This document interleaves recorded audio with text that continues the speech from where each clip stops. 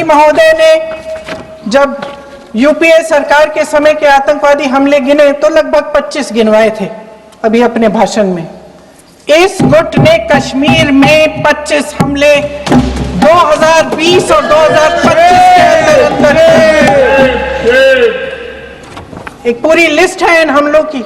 मेरे पास इतना समय नहीं है इसलिए मैं एक एक को नहीं पढ़ना चाहती, लेकिन मैं इतना कहूंगी कि इनमें रियासी का हमला भी था 2024 का, जिसमें 9 लोग मारे गए और 41 लोग घायल हुए।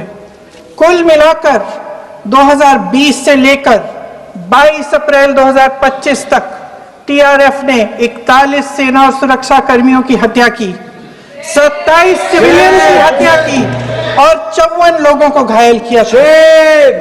भारत सरकार ने टीआरएफ को आतंकवादी संगठन का दर्जा कब दिया?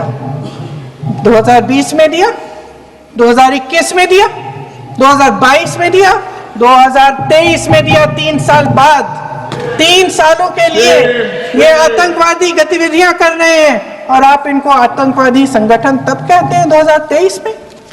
इसकी क्या वजह थी? ये सब सरकार के संज्ञान में था और आप मुझे बताना चाहते हैं, सत्ता पक्ष के नेता बताना चाहते हैं कि ये सब आपके संज्ञान में था, लेकिन कोई भी एक ऐसी एजेंसी नहीं है हमारी सरकार की जिसको पता चला कि ऐसा हमला, ऐसा भयानक हमला होने जा रहा है हमारे देश में, कि पाकिस्तान में बैठे हुए इस हमले की योजना बन रही है कि हम भारत जाके हैवानियत करेंगे, 26 लोगों को मार डालेंगे और हमें पता ही नहीं है। क्या ये हमारी एजेंसियों की विफलता है कि नहीं है? ये बहुत बड़ी विफलता है, एक बहुत बड़ी विफलता है। जानते थे कि ये गुट है, जानते थे कि 5 सालों से ये आतंकवादी हमले कर रहा है, अध्यापकों को मारा, आर्मी के बड़े बड़े अफसरों को मारा, आम जनता को मार डाला, पुलिस वालों को मार डाला, और आप इन पे निगरानी नहीं रख रहे थे। और ये जो एजेंसियां हैं इनकी जिम्मेदारी कौन लेगा? क्या आईबी चीफ ने अपना इस्तीफा दिया? क्या किसी ने इस्तीफा दिया? गृह मंत्री जी के कार्य क्षेत्र में आता है इंटेलिजेंस ब्यूरो। क्या गृह मंत्री जी ने इस्तीफा दिया? इस्तीफा छोड़िए, जिम्मेदारी ली।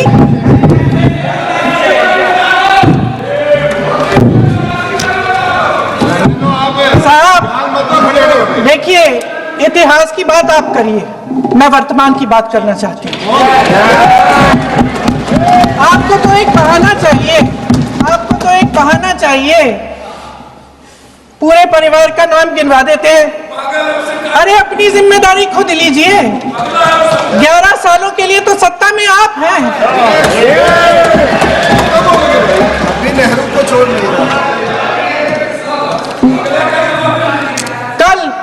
कल माननीय गौरव गोगोई जी ने अपने भाषण में पूछा गृह मंत्री जी से, क्या आपकी जिम्मेदारी नहीं थी? मैं देख रही थी।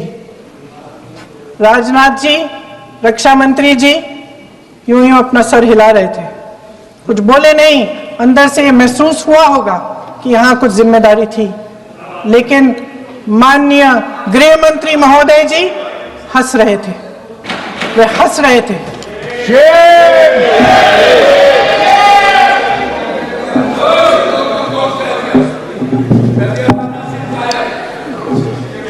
अध्यक्ष महोदय, कल सत्ता पक्ष और आज भी सत्ता पक्ष के नेताओं ने 2008 के मुंबई के हमलों का जिक्र किया, बार बार कहा कि मनमोहन सिंह जी की सरकार ने कुछ नहीं किया।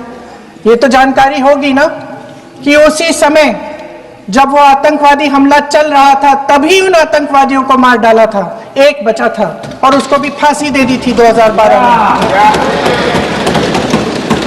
महाराष्ट्र के मुख्यमंत्री ने इस्तीफा दिया।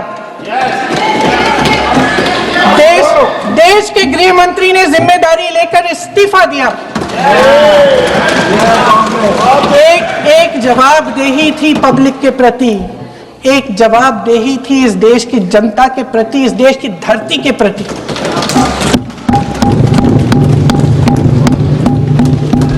राजनाथ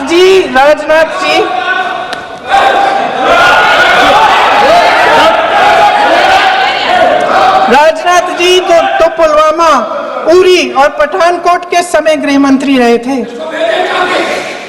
आज वे रक्षा मंत्री हैं और हमारे गृह मंत्री महोदय श्री अमित शाह जी के नाक के नीचे पूरा मणिपुर जल गया, दिल्ली में दंगे हुए, पहलगाम में हमला हुआ और आज भी वे उसी पद पर बैठे हैं। क्यों? अध्यक्ष महोदय, बमबारी से अखबारों के हेडलाइन बनते हैं, मगर कहानी सुरक्षा में की चूक में भी है।